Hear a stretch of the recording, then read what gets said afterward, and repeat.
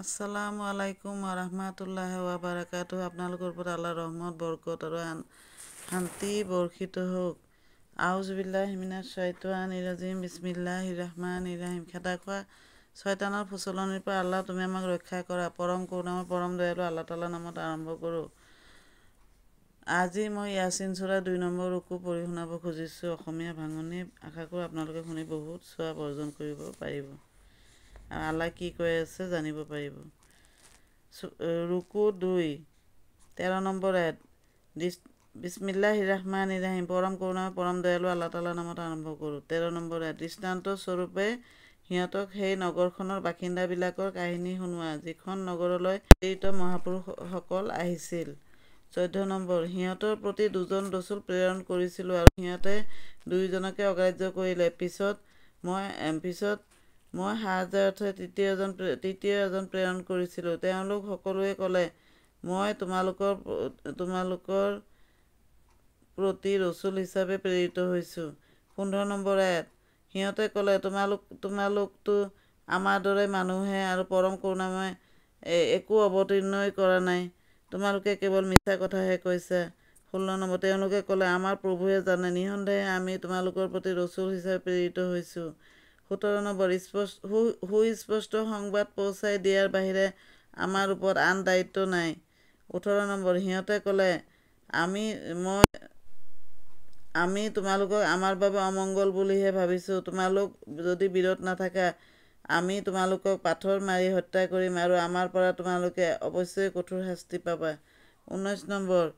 তেওঁলোকে উত্তৰ দিলে, তোমালোকৰ অমংগল তোমালোকৰ লগত আছে। তোমালোকক সুধোপদেশ দিয়া হৈছে বুলিয়েই তোমালোকে এনে কথা কৈছা নেকি? আচল কথা হ'ল তোমালোক সীমালংঘনকাৰী মানুহ।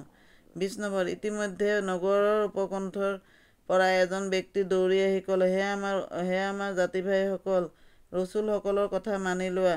২১। তোমালোকে সেই লোকসকলৰ কথা মানি লোৱা, যিসকল তোমালোকৰ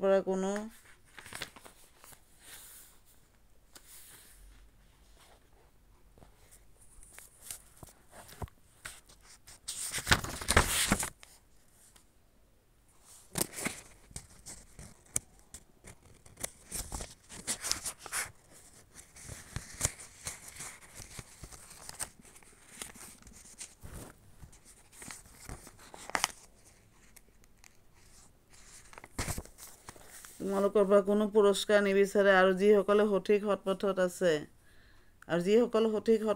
২২ নম্বৰ। মই কিয়নো সেই সত্তাৰ উপাসনা নকৰিম, যিজনে মোক সৃষ্টি কৰিলে আৰু যাৰ ওচৰলৈকে তোমালোক সকলোৱে ঘূৰি যাব লাগিব।